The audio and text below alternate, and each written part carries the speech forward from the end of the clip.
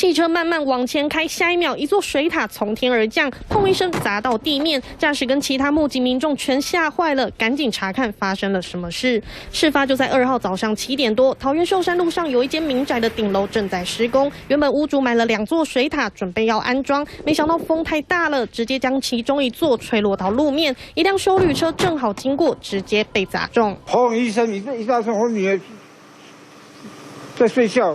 马上冲下来说：“发生什么事啊？”